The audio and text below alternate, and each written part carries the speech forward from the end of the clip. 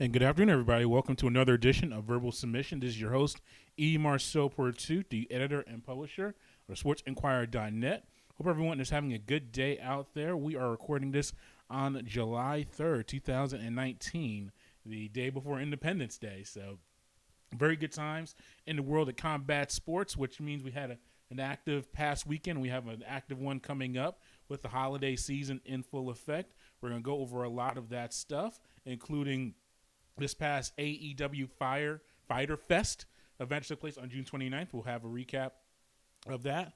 We'll also look into UFC on Fox 3, which took place on that same day, and the upcoming activities such as UFC 239 on July 6th, New Japan's G1 tournament starting that same day in Dallas, actually, in Texas. We'll delve into New Japan expanding its platform to the United States and the opening of their major tournament of the year. And finally, some thoughts on WWE making some major hires in the front office. But as always, if you want to follow everything that we're doing, head to the SportsInquirer.net premier site for news and notes in the world of sports. Follow us on Twitter and Instagram as well under Sports Inquirer, all one word. Facebook, The Sports Inquirer and Sports Inquirer. We have two separate pages that you can head on to there. And finally, subscribe to us on YouTube and SoundCloud for the Sports Inquirer. Very good part about that is that you get all of our archived shows. Not only this Verbal Submission podcast, which of course focuses on mixed martial arts, boxing, professional wrestling, and other combat sports. We also have the Sports Inquirer show itself, which is the all-encompassing show that we do at least once a week. And that'll cover everything from basketball to baseball, football, tennis, soccer.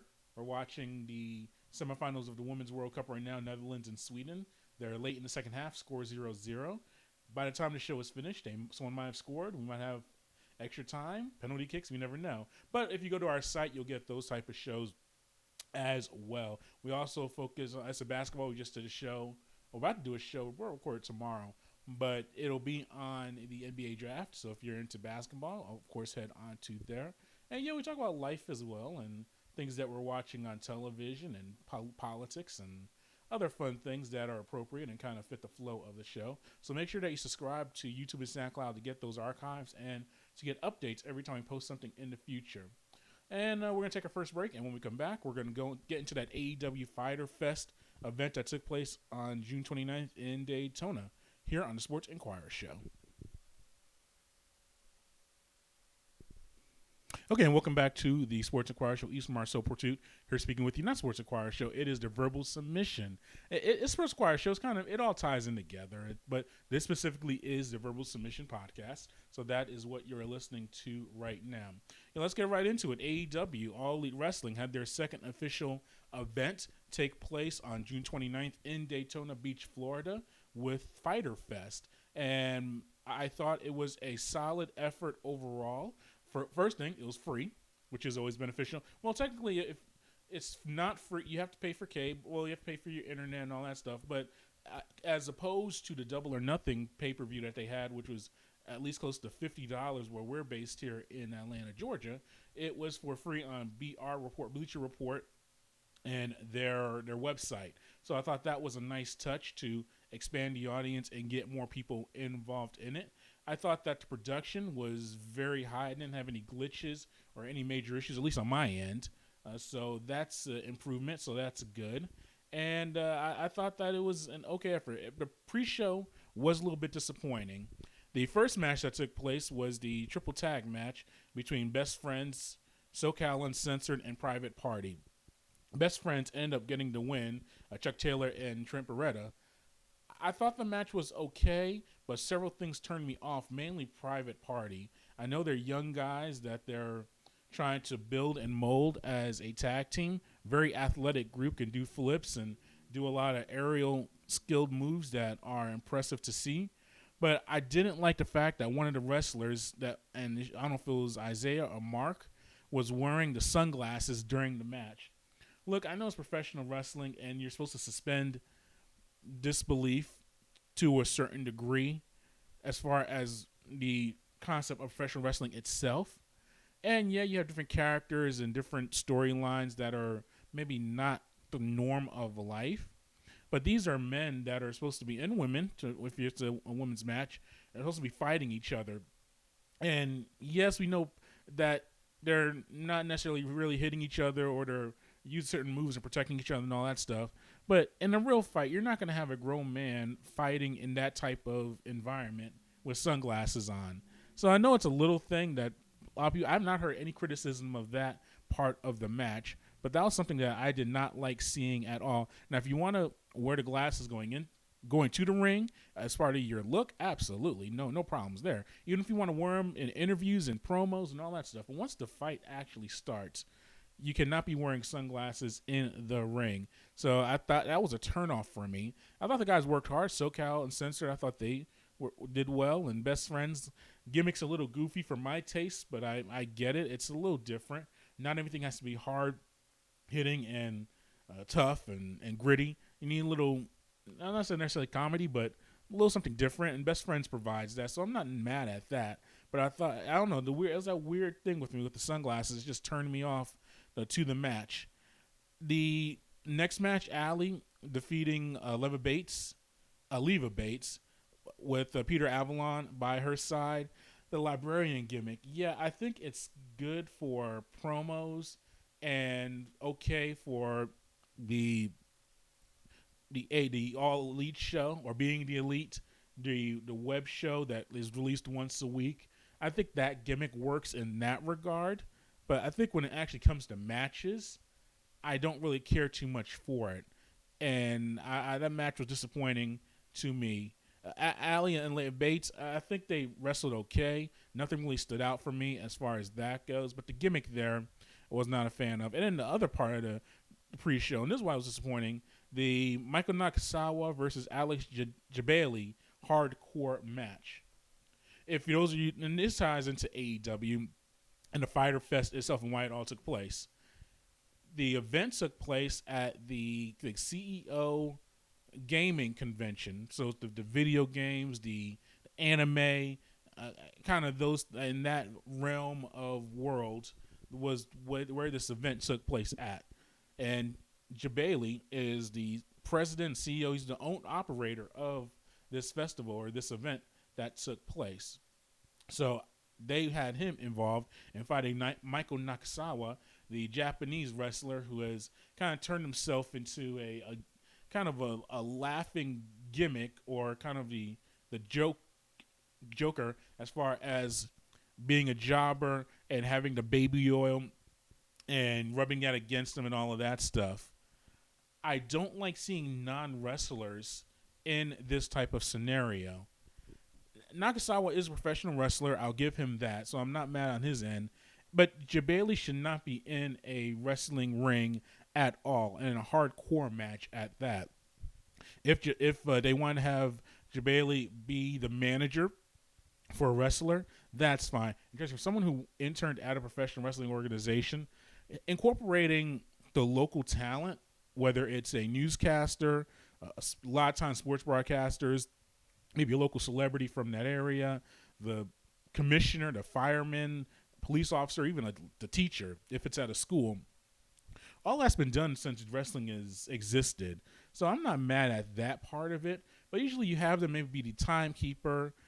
If you're the manager, kind of on ringside, that's the standard way to do it, and that's acceptable. If it's someone who's a little bit more athletic and kind of knows the in and outs of wrestling, you can make them a referee possibly. If you want to go that route, referees do a lot of work though. That's referees are just as crucial as wrestlers themselves. So I don't know if you want to have him or her, the non-wrestler, in that referee capacity, but you can work around the referee a little bit. But to have him actually wrestling in the match is not good. And that match was a turnoff for me. I barely watched it. I watched it, but it was kind of looking at one thing and kind of checking my emails and text messages on the other end. So I was not inspired by that at all. And the whole concept, and I've heard this from people, well, it's the pre-show, it wasn't the main show. UFC does the same thing with the free shows that they have. If it's not part of the pay-per-view where you have the show that you're paying for, whatever capacity it is, it's the same thing to me. you may as well look at it as part of the entire show itself. So if this, like what we had with Double or Nothing, where you had the Battle Royal and the Sammy Guevara match, that was part of the pre-show, the free part of it, and then you had to pay for the actual main show. That's a little bit more of the quote-unquote pre-show that you can kind of say, okay, this is part that you're not paying for, and then you have a part that you're actually going to invest your money in. And UFC does that with some of their pay-per-views as well. They always had a pre-show. Now it's on ESPN or ESPN2, and then you have to go watch the actual show on ESPN Plus, or if you still go with your traditional pay-per-view route. I get that. But when you have and ESPN did this as well, or UFC, the UFC on ESPN show that took place this past weekend, UFC it's on ESPN. They had 2 hours from like 8 to 10 was their prelims, and then from 10 to 1 a.m. when the show ended was the main card. You may as well have just called the whole show itself a main show from 8 p.m. to 1. I didn't have to change the channel. I didn't have to press a button to order anything. It's all happening on the same feed, the same channel the whole time. And that's the same thing with this Fyter Fest with the pre-show.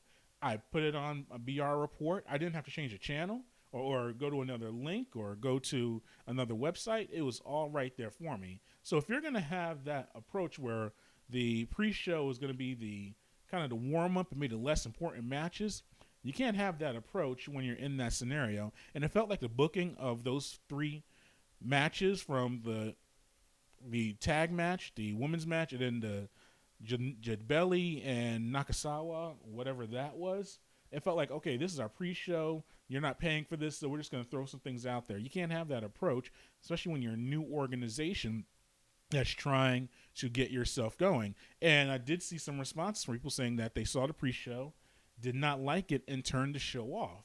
So they have to really consider that in the future, improving those pre-shows or putting some more emphasis on that. Or if you're going to do maybe a countdown, or like UFC does, or do like with the different boxing organizations now, the PBC, what they do is kind of like a sit down between competitors. It's basic stuff. You see them training. You get some sit down interviews. You can cut some promos about how I'm going to beat him, or I'm going to get my championship belt, or whatever. You could do all that stuff, but to actually consider something a pre-show and not go into the main card and consider them separate things, I think you have to eliminate that concept. Now, when the actual main card, quote unquote, started, it was not bad at all. My favorite match possibly of the entire show was the opener with Cima defeating Christopher Daniels. Shortest match on the card, and we'll get to some of these match lengths as we progress through our review, but it was, I think, less than 10 minutes, and it was the shortest match, but they accomplished double most of the other matches. I like what they're doing with AEW, collaborating with the different wrestling federations. The New Japan connection would be awesome, would be great to do, but if that's not going to work out, having Oriental Wrestling Entertainment, OWE, which is where Cima is from, I like having that aspect of it and getting the Asian wrestlers or the Asian organization involved. AAA, similar with Mexico, and we see some of those guys starting to find their way into AEW. That went very well. This match itself, you could tell these were veterans that were wanting to put together a solid traditional wrestling match. Not a lot of backflips and over-the-top stuff that we saw later on in the card. It was a traditional match between Cima and Christopher Daniels, both guys with at least 20-plus years experience in the ring. Cima is a trainer for OWE, and they did a much better job as well of actually giving some background of these wrestlers. I thought in Double or Nothing, it just seemed like we're going to throw some wrestlers out there, and you know who they are, and we're just going to see them fight. We don't know who they are necessarily. We don't know their backstories if you're not watching the Being the Elite YouTube show. So I thought they did a good job of explaining Cima, that he's a trainer for OWE and trying to get different wrestlers involved from the Chinese market or Asia market in general. So I thought they did a very good job of explaining that. Him and Daniels put together a lot of good moves, a lot of good locks, and I enjoyed seeing that match. And this is what I liked seeing, that type of traditional wrestling match compared to all the chaos that we saw. First of all, it was after that Nagasawa. I keep picking up that Nagasawa Jabeli match, but it was that bad. So you saw that fiasco, and then you had this solid traditional match that it was wrestling. And it showed the basic elements of if you have a solid story of guys knowing how to explain themselves in the ring and broadcasters who add elements to it, you can produce a solid match. So I like Cima winning as well. You have to get, we all know who Christopher Daniels is. He's very involved in AWE or AEW, excuse me. So we need to get some of these other wrestlers that we don't know, get them a win so we can respect them, so that when you start having their weekly shows starting in the fall and we start seeing them, it's like, okay, this guy defeated Christopher Daniels. This guy was able to defeat some of the other wrestlers that we know about, and that will help out with the overall process. So I enjoyed watching that match. The next match was the women's triple threat with Nyla Rose and Rio and Yuka. Didn't like this match too much. I think that when you have two smaller wrestlers like Yuka and Riho and Nyla Rose, who is a larger wrestler, you have the two of the smaller wrestlers trying to team up on Rose. It could lead to some clunkiness because Rio and Yuka should be fighting each other and trying to get the pin. And it was a pins count anywhere type deal. You didn't have to defeat one of them to get the victory. But I thought there was too much teaming up with Rose and Rio and Yuka. And you could tell that Rose, while the transgender wrestler, she has the size and build and an interesting backstory. She's still developing as a wrestler, and I thought you need to see a little bit more from her to carry the match, and that did not happen. So improvements need to be made on her end. But it was another kind of match where they had some decent spots. They had the Rose catch both wrestlers as they jumped from the top rope, just showing her strength. I guess that's a good thing to show. I did like that Rose was the only big woman wrestler in the match. I think she got lost in the sauce when Awesome Kong came out for the Double or Nothing match that they had. So you kind of lost that aspect of having a larger wrestler in there, because contrasts are good. So that was good. Awesome Kong was not in this match. Awesome Kong will be back around, but for this match, I thought Rose was shown as the bigger woman wrestler in the division. That was a very good thing, but the execution just was lacking, and it was a mixed bag for me. The next contest was the Adam Page and Jimmy Havoc. Well, it was a triple threat match. Oh no, it was a 4-man match. See, that's another thing. A lot of triple threats, 4-men, 3-men tags. A lot of all over the place stuff. I would like seeing more one-on-one matches or traditional tags because I'll explain it here. The 4-man match between Adam Page, Jimmy Havoc, Jungle Boy with Luchasaurus, who I like that gimmick, and MJF, who is emerging as maybe the major heel in not only AEW, but maybe in all professional wrestling. His rise over the past 6 months, from me not knowing who he is to him cutting promos that are keeping kayfabe in a tremendous way, is very exciting for me. But let's break down, and Adam Page ended up winning the match.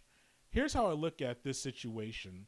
Adam Page, you can tell he's being earmarked as possibly the first champion of AEW. He won the Battle Royal. He's going to get a title shot, I believe, against Chris Jericho at Double or Nothing. Or not Double or Nothing, their next major pay-per-view event.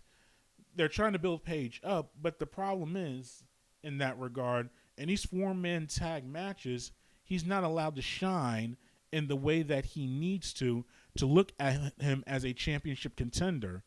He won the slot for the championship in a Double or Nothing, over the Battle Royal, but he entered last in that Battle Royal, next to last. Orange Cassidy had to make his presence felt, which was annoying. But Page did not get much time in that Double or Nothing to show his skill. I know he did some of his moves and all that stuff, but I'm still trying to, if I'm looking at it from an outsider, I watch Being the Elite, so I know about Adam Page and the Full Gear Challenge and all that stuff and his match with Pac and all that deal. I get all of that, but I'm looking at it objectively from someone who does not watch the show and is just turning on AEW because I hear about professional wrestling, another alternative to WWE, and I see Adam Page, and I'm not being impressed by what I'm seeing from him so far. And they just need to do a better job of that. And I said the 4-man tag is a spot fest. Jimmy Havoc, he's doing his craziness. Jungle Boy, who is a young wrestler developing.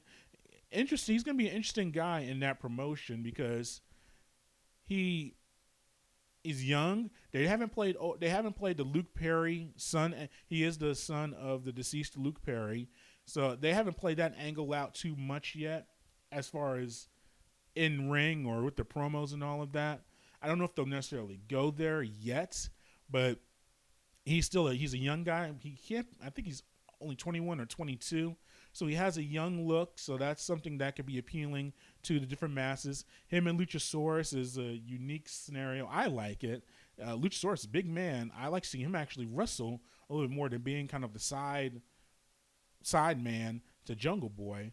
But you have that deal going on. And then MJF, who is the cocky heel, another guy in his mid-20s, who is keeping kayfabe, showing his arrogance, insulting fans, insulting fellow wrestlers, cursing at the media. I love it. And his gimmick looks like a rich guy, has I don't know if it's Gucci or Versace, that multicolored scarf he always wears. Just a very bad attitude. But he's keeping up to kayfabe of being a heel, and even insults you for calling him a heel because it's all part of the gimmick. I love it. He's being very honest, very forthright, but he gets lost in a 4-man tag match, a 4-man match as well. I would have liked to have seen, if they wanted to do this type of match, maybe have Page and Havoc team up and then face Jungle Boy and MJF, because I guess if you want to say that Page is a face and MJF is a heel, and I think they're trying to build up to that match eventually, but they don't want to burn that yet because I guess you want to see Adam Page get his title shot first. But maybe you have Havoc. He kind of fits a bad guy, even though fans like him because he's kind of an oddball. But maybe have Havoc and MJF in a tag match against Page and Jungle Boy, and have that be a scenario. And now you just heard me say a few minutes ago, there are too many tag matches in line. But no, a traditional tag match in this scenario is not the worst thing in the world. I would have liked to seen that a little bit more because Page won the match, but I can't think of any discernible or major moments from that match. He just continued. It was a spot fest once again. Guys got their stuff in, and the characterization of these guys was not completely done. I mean, MJF got over some heel tactics, which is good. But overall, I thought the match was okay when it could have been really good if booked better. Cody, with Brandy Rhodes, was able to... actually, he didn't defeat him. It was a draw against Darby Allin. And this was maybe my favorite match. That and the Christopher Daniels match were my favorite matches of the night. Cody is... It's kind of weird saying a man that's been wrestling literally since a teenager is improving when he's in his late 30s, is now improving and finding the best run of his career in the ring. That's exactly what we're seeing from him. And I thought the match was very well done. A lot of traditional deals. Having Darby Allin in there, a guy that we didn't know much about, was a risk for someone to face Cody. We saw the face paint. You could tell he kind of had a goth thing going. So I was not familiar with them coming into this match. But two things helped in that regard. One, Cody sold very, very well for Darby Allin. He took his moves. He accepted them.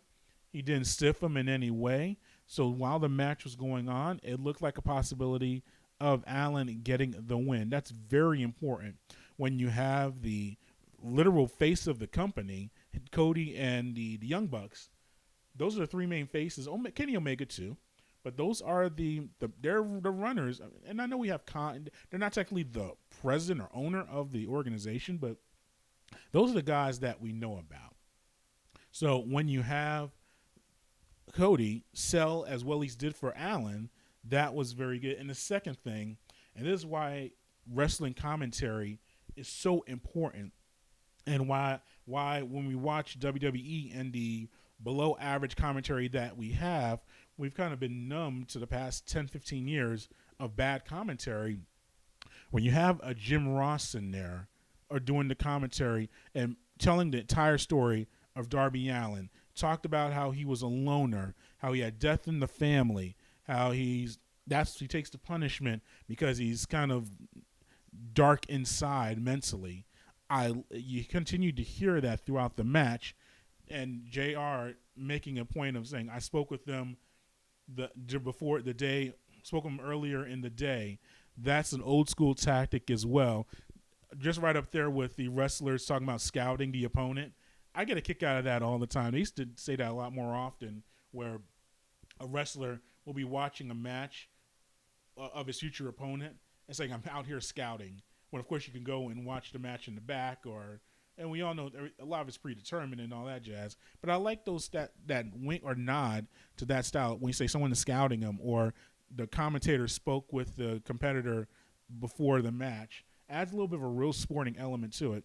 So when you have Jim Ross saying all of this stuff, I like that fact that we learned his backstory throughout the match, and then it went to a time limit draw. Very good move in that regard. Now, you can say it's a little bit of a knock on Cody, but I don't think so at all. I think Cody got his moves in, and I think Darby Allin was able to get his stuff in as well, and that was a very good thing. And we'll address the chair shot heard around the world that Cody took after the match. Look, when you're taking a chair shot in 2019, as we're recording this, it's not like 10 or 15 years ago where we saw them a lot more often. Chair shots to the head. We'll still see a chair shot. That's never going to go away in wrestling. But nowadays, people are taking a chair to the back, to the legs. That's going to be the main spots. And the main reason, of course, is to avoid head injuries and concussions. And that's legitimate, and that's fair. You have to evolve with the times. We're seeing that with the NFL and their dealing of the CTE and potential concussions and head injuries and protocols that have gone into place. So that's understood. But Cody took a direct chair shot to the head. It's going to happen. And what happened is he got hit in the chair kind of it was a weird angle. It got toward the back of his head and cut him up pretty good. A lot of blood coming out. He took 12 stitches, and people were like, oh, this is horrible. This is a gas. Look, it's professional wrestling. It's going to happen. Kind of similar to another sport with Kevin Durant and his tearing his Achilles during the NBA Finals. Injuries are going to happen in sports. We don't want to see that. No one wants to see Cody bleeding from the back of his head and causing a puddle of blood in the middle of the ring. No one wants to see that. I mean, I don't mind blood and all that stuff, but for the most part, that's not necessary. But it wasn't like he bladed himself and wanted to do that. It's the way wrestling works. It happens. And then I didn't like how Khan, the owner, and Young Bucks after the match or after the show took place, when it did the press conferences afterwards, saying that you'll never see that again. We gimmicked the chair and all that stuff. Once again, I like the Young Bucks and I like Omega and I like and BTE, and you're kind of pulling the curtain on the wrestling industry, kind of seeing the backstage and how things work. But man, let's at least have a little bit of suspensibility. And we all know it's a work, but they were a little too obvious with that, saying we gimmicked the chair and you'll never see chair shots again. First of all, you better see some chair shots again. That is a great way for heels to get heat in certain scenarios, and necessary heat. So now the attacker of Cody, he took the hit, and that's very big. Now you're going to look to the future, and you want Cody to get vengeance on that situation. And when you also look at it from the perspective of gimmicking a chair, it makes it look like this is a show. And it is a show, and it's entertainment, but you should also respect it as a competition. Keep the facade up a little bit. and don't say the chair was gimmicked and give away all the secrets of professional wrestling. And I said, I think the Bucks and Omega, and it didn't happen with Omega as well. Another thing that this is kind of dating back a little bit, but when Jericho and Kenny Omega had their big match at Wrestle Kingdom in Japan, a very good match. You know, they fought each other. They'd had a few months of feuding and beefing and cutting promos against each other and all of that stuff. The night after their main event, or next night after their big match at Wrestle Kingdom, which is the New Japan's equivalent of WrestleMania, they're doing a podcast together. Look, I know they're both from Winnipeg in Canada, and they go back a long ways, and they're friends and all of that stuff. But man, do you have to do that do that podcast or that interview and act all friendly and go over and break down what your process was for that match and the promotion of it the day after the match takes place? At least give me an aspect. And these guys, the way they fought in that contest, they should be never on speaking terms again. Put each other through tables. They punched each other, kicked each other, all of that stuff. And now they're doing a podcast together. I don't like seeing that type of stuff. So that's where it's good to have transparency in professional wrestling, because I think if you work it right, it could be used to your advantage. But when you have the overreaction to Cody getting hit by the chair and the subsequent management, Bucks included, talking about the chair being gimmick, you're never going to see that again, and that's a little much. Give me a little sense of disbelief when you're in wrestling. All right, 2 more matches that took place from the event, and then we'll move on. The Elite, Omega, Matt and Nick Jackson, the Young Bucks, defeated the Lucha Brothers of Pentagon Jr. and Ray, along with the Laredo Kid. It was a match that I expected, spot fest. All those guys got their stuff in. I thought the visuals were cool. You had the Young Bucks as the Street Fighter characters of Ken and Ryu, and I trust me, I'm a Street Fighter fan, so I like that. And then Omega had a dressed up as a character as well, so you saw some of that, and that fit the situation. Netherlands just scored. Okay, the Dutch might make it to the finals with some Women's World Cup action. So the fact that they dressed up like that was cool. I like that. The visual was nice. The Lucha Brothers with Pentagon and Ray are tremendous. Laredo Kid is another strong character. I thought the match was good. You know, you saw some stuff.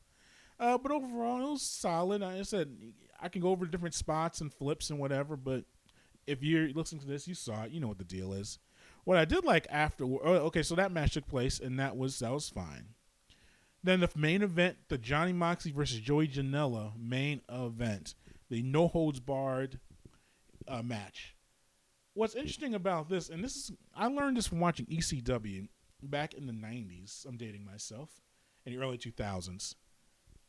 It's good to have balance on your show. And this is kind of a show that we talk about Cima and Christopher Daniels, traditional wrestling match, not many backflips and, different holds or kickouts and all that stuff.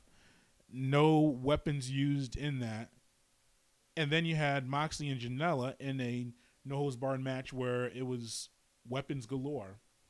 I like having that balance. And ECW taught me that, where we would have New Jack and Balls Mahoney go up against the Dudleys or whoever, or go Public Enemy, and bats, chairs, tables, ladders just go in the ring, and they would just destroy each other. And then you also have a Eddie Guerrero versus Benoit match, or Guerrero and Jericho, and it'd be very traditional. It'd be none of that stuff. It'd be more traditional wrestling, where you have your holds, your kicks, and that type of stuff. And that's where you cater to your crowd, and because you give them a little bit of everything. So while you have I like the Daniels and Cima match, or the Cody and Darby Allin contest. Then you have the Elite versus the Luchas and Laredo, where it's just lots of spots, lots of flips, if you like the aerial style. Then you just have a straight beat-down, grinded-out match with Moxley and Janela. We saw the tables, saw the chairs, the barbed wire, and they brought out the tacks. That's the one thing I can't do it. And then Janela with the attacks with barefoot and the attacks going into his feet. Oh, I just can't do it.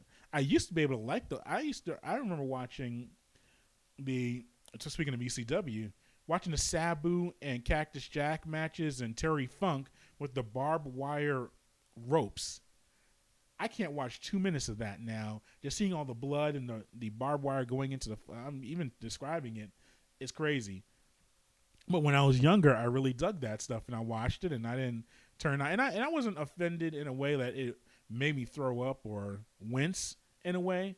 It was just more like, this is a little more. I was more concerned for the competitors and what they were doing. But I thought that match went very well. Went all over the ring, fought in the stands. You're starting to see a versatility in Moxley, the former Dean Ambrose, that I like what I'm seeing from him. You're seeing him. He's fought traditionally and fought in a harder style of when he in New Japan. He's their North American champion or United States champion there now. We've seen him fight in that regard, especially against that Juice match. Very stiff kicks, stiff punches, forearms. So you see more aggression. But now you're also seeing him have some psychology. And this match has psychology as well because Moxley just kept coming at him. It was very aggressive. And Janela was just selling and taking the punishment constantly. And you saw Moxley with the frustration and just the disappointment of not being able to get this guy down and beat him in the end. And he ended up getting the victory overall. But I like what I saw from that match and what I'm seeing from Moxley. And we'll get to Johnny in a moment because he's not done with New Japan. But I thought this was a very good match, good way to end the show. And then Kenny Omega came out and beat up Moxley, which was revenge for what Moxley did to Omega at the end of Double or Nothing. So now you're starting to see that tit for tat, and those guys are going to eventually fight, and that'll be a main event for one of their major shows that'll take place in the future. But overall, as I said, I thought the card was okay. I'll continue watching. I'm not going to give up on it at all. They're improving the commentary. As I said, with Ross there being better and Excalibur, saw some improvements there. Marvez was not there in the commentary. I think that I don't know if he's going to be the weekly guy when they go on TV. And I don't know if Ross is going to be there every week because that's a lot of travel for when they start up in the fall. But I thought that addition by subtraction was a little bit of a factor with the commentary. The production's very good. I'll give them credit for in that regard. Even when WWE started their network, you have a lot of glitches as far as a show cutting off. You see some bad things happening. I've had some good experiences with the AEW streams. So give credit to them. Looks like there's some good investment going as far as that goes. And as I said, it's not going to be for everybody. I'm a big Jim Cornette supporter, and I listen to his shows all the time with his drive-thrus and the Jim Cornette experience. So he's very if you think I'm traditional talking, he's as traditional as you get. So a lot of the antics he's not a big fan of. So I kind of see his perspective on it. But also I'm in my late 30s, so I'm still young enough to acknowledge and see what these guys in their early 30s and even their 20s, what their references are, what they're into from the video games, different types of music. So I'm kind of in that kind of sweet spot overall. And I think they're doing a better job of trying to bridge that gap. So the improvements are there. We'll see what happens in Fight for the Fallen, which is their next event, I think in 2 weeks. And then they have their big pay-per-view in Chicago. So we'll see what the developments are. But as I said, I thought it was a good show, and I like what I saw. But that outside of the pre-show, which was disappointing, I thought the matches were solid overall. We're going to take our final break, and then we'll come back and kind of do we'll do the miscellaneous department. We usually do it on the Sports Inquirer show. We'll bring it over to Verbal Submission, where we go over things. And we're going to go over UFC and WWE and New Japan as well on the Verbal Submission. All right, welcome back to the Verbal Submission podcast. And Netherlands is still up 1-0. They've had the first extra period, and now they're trying to advance to the finals. They got 15 more minutes to go. Very interesting match here with the Swedes and the Dutch. Very aggressive, a lot of fouls, especially on the Swedish side. They are They like to foul you hard. But we'll see what happens with this match. Let's get back to the wrestling or mixed martial arts to start off with the miscellaneous department. Yeah, UFC on ESPN. Decent. It was a decent card. We'll go the main event overall. That's what you really care about. Francis Ngannou TKO of Junior Dos Santos in the first round in the heavyweight match. You have to figure that Ngannou is calling for the title shot. If it was only one round, if this was like a 1 round match or 1 round fight, Ngannou might be the world champion. I mean, the guy in the first round, first 2-3 minutes, is the strongest competitor in all of MMA. Very nice combination. Hit him with the right, or hit him with the hard punch. Dos Santos went down. I will say, though, for Dos Santos, those Cain Velasquez 3 fights really took a lot out of him. I think he was able to withstand some of that power of Ngannou 5 years ago. But at this stage of his career, that's not happening. So Ngannou got the win, and we'll see what happens there. UFC 239 is taking place this weekend, and it's a pay-per-view. I have ESPN Plus. I'm trying it out. You get the free month. And I want to see how it works as far as now all of the pay-per-views are exclusively on the ESPN Plus package. I don't get the fact that you're paying $5 a month for ESPN Plus, but now you want to pay an extra $45 or $50 for the pay-per-view. There has to be a discount, or you have to get something off if you're already part of ESPN Plus. So that's kind of rude to gouge you out of extra money. It's a lot of money already. We all know that, but there has to be a better way to do that. So I'm very interested to see how I can try to work that out when the fight takes place on July 6th, or the fights. 2 main events or 2 championship bouts. Jon Jones faces Thiago Santos. Jones is kind of on his redemption tour right now. He's had so many ups and downs in his career. I think personally he's the best fighter I've ever seen in the octagon. I know he's had the drug issues as far as performance enhancing and recreational and incidents out of the octagon. But if you look at his track record, I mean, the man is undefeated. I know he had and I still need to see if they actually called that he had the fight against Hamill where it was kind of, he lost it. Let's see.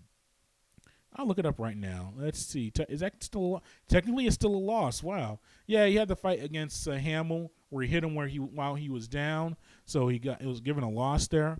But still undefeated throughout his career. The man's a beast. I think Santos is a respectable challenger, but Jones, if he's on point and ready to go, you have to look at him as a heavy favorite in this match. So we'll have a recap of that plenty when it happens. And then also for the women's bantamweight title, you have champion Amanda Nunes against Holly Holm. Nunes is another fighter. You can make a case she's the greatest female fighter of all time.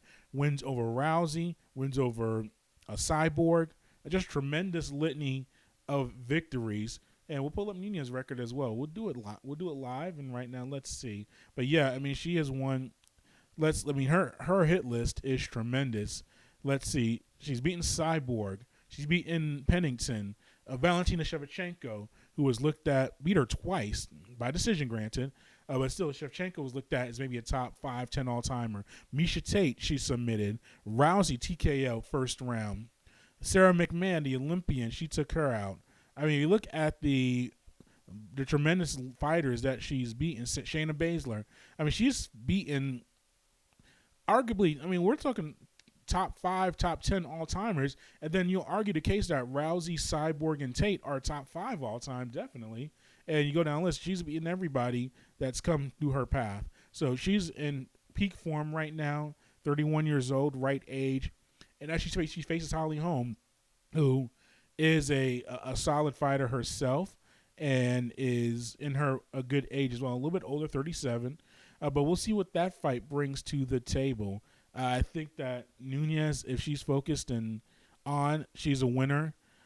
It needs to get some wins on her.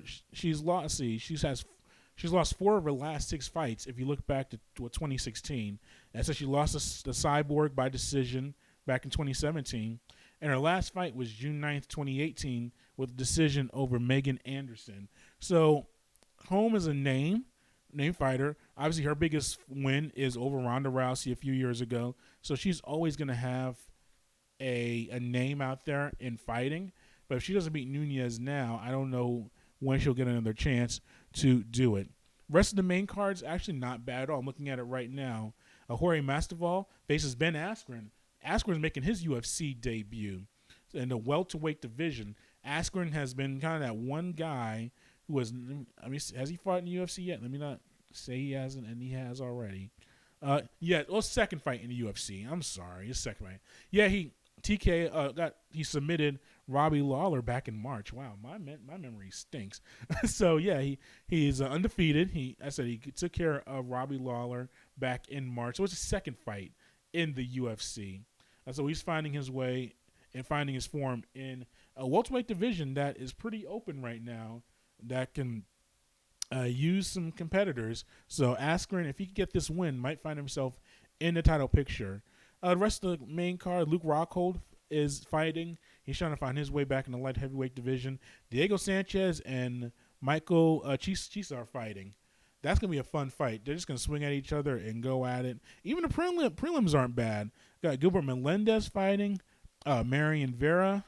Let's see. So it's not a bad card at all. So I'm looking forward to that. We'll see what happens there. But I think the two champions, Jones and Nunez, come in as pretty solid favorites in that contest. Let's see. Now we're going to transition to some more professional wrestling. Yeah, WWE made the announcement that Paul Heyman is going to be the executive director of Raw. Eric Bischoff, executive director of SmackDown. My questions with that are, what's their exact role as executive director? We still know in the end Vince McMahon is the ultimate decision maker when it comes to the shows. So Heyman and Bischoff, both brilliant minds who have been on the top of the wrestling world at points of their career, they may have some good storylines and really want to get some things going for two products that do need some improvement and some new energy.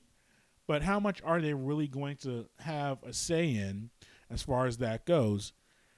And then also, Heyman I'm less concerned about, because we've seen him with Brock Lesnar. He's been helping out already as far as promos and some backstage stuff and kind of agenting some people as far as helping them through. Especially when we see a lot of Ronda Rousey stuff and obviously the Brock stuff. Heyman has been very involved in that regard. So he's been with the product and familiar with it. Eric Bischoff, I know he has his podcast. I think it's 83 Weeks that he's been talking about wrestling lately. But a lot of it has been about the past and his run in WCW and kind of breaking down what's been going on there. Talking about the current product as well. But how involved has he been in the professional wrestling world? Which, if you're off of it for a year, it changes. I know Bischoff I was working at TNA Wrestling when he was there, but that's close to 10 years ago. So how much is he ingrained in the modern game? He's good with working with TV executives through his extensive experience with WCW and Turner. So we know that he knows how to handle networks in that dynamic. So him being the liaison with Fox as they take on professional wrestling in the fall, that could be a good thing. So that helps in the regard. But I'm cautiously optimistic that we're going to see some changes. But I still think, though, that the same repetitive nature of the wrestlers and the storylines and the way things work are not going to change completely under Heyman and Bischoff. And it's not completely their fault. It's just the infrastructure of WWE and the way it is now in 2019. But I want to mention that news because it was a major announcement.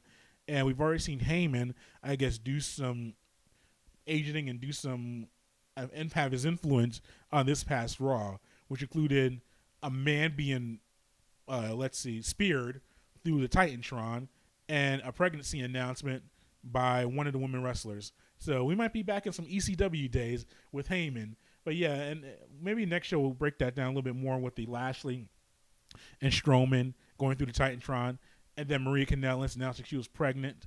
And that was a very bizarre segment overall. All right, we got a few minutes left. So let's talk about the New Japan G1 tournament taking place starting this Saturday, July 6th in Texas.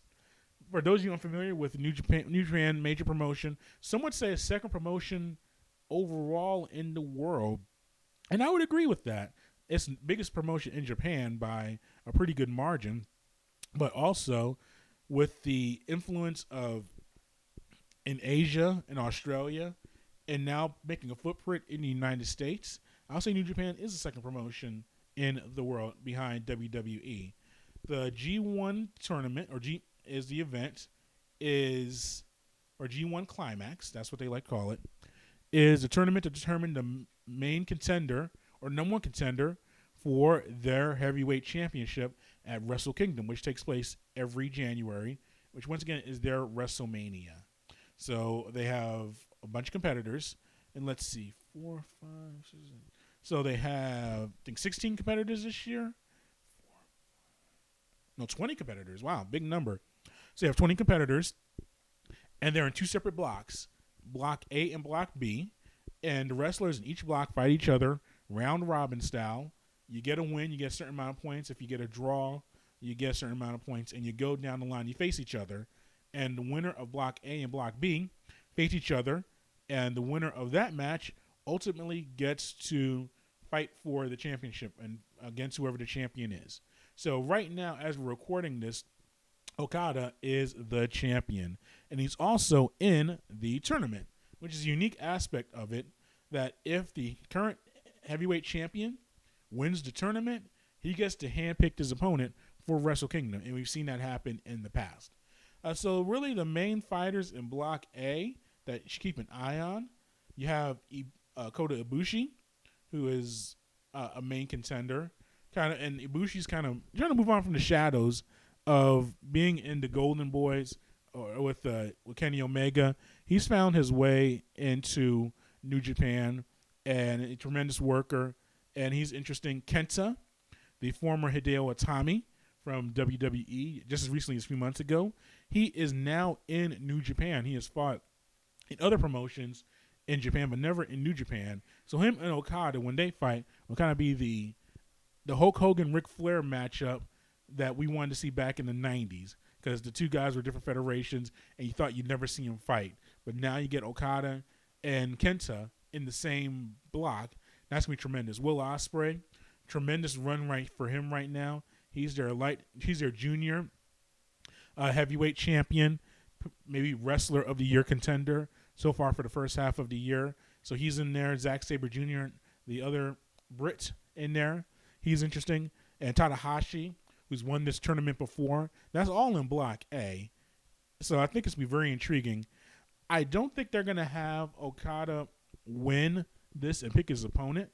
I think there'd be more intrigue to have someone else get it. I want to say Tanahashi. If Ospreay did not have the light heavyweight belt or junior championship, I would give him a fair shake. But I think in the end, there's going to be a Japanese wrestler. And I'm going to say Tanahashi wins it. Or Tanahashi. Ibushi's interesting. He's intriguing. But overall, I think Tanahashi is going to win that. And the B block has intrigue as well. You have Jon Moxley. We've talked about him. He is in that block. He has a current belt as well with New Japan. He's their United States champion. So he's in there. Naito, who is become one of the more devious heel wrestlers in the promotion over the past few years with his faction, Los Increíbles de Japón. I love that faction that they have going on there. So he's in there. Juice Robinson, he brings some energy. Let's see. Jay White, the New Zealander, former heavyweight champion from this past year. So he is heavily involved in that block. Jeff Cobb, just a big man who throws his weight around and gives you some intrigue there. I think in this one, Moxley's a little too green, or not. He hasn't been in the vein of Japan to win this. But if it was a straight up fight, he'd have a fair shake. I want to say Jay White wins this as a dark horse. But Naito, I think, ultimately gets this. And then you're going to get a classic between Naito and Tanahashi to fight Okada for the belt, I think, in the Wrestle Kingdom. But we're going to be going over this tournament all throughout the weeks as it goes on, and we'll even recap the first event, which takes place, as I said, on July 6th. And we'll break down the tournament throughout and have our thoughts as it goes on. But my prediction right now, as we're recording this on July 3rd, is going to be Tanahashi wins Block A, and I'll say Jay White wins Block B. I don't want to be traditional. I'm going to say Jay White gets it. Him and Bullet Club, maybe he gets some momentum, and he wins that. And then Tanahashi ultimately wins that title shot against Okada. And I think that's going to end our show today. Yes, it does. Thanks for listening. If you want to follow everything that we're doing, just head to thesportsinquirer.net for premier news and notes in the world of sports. Twitter and Instagram, go to Sports Inquirer. That's all one word. Facebook, The Sports Inquirer, or Sports Inquirer. 2 separate groups. We're working on it. And then finally, subscribe to YouTube and SoundCloud under The Sports Inquirer so you get all of our future verbal submission shows of the past, or get future ones, get our archived ones, and up to date every time we post one. We post it within the hour after we record it, so make sure that you subscribe to us, and that's a great way to check on everything that we're doing. Until next time, good fight and good night.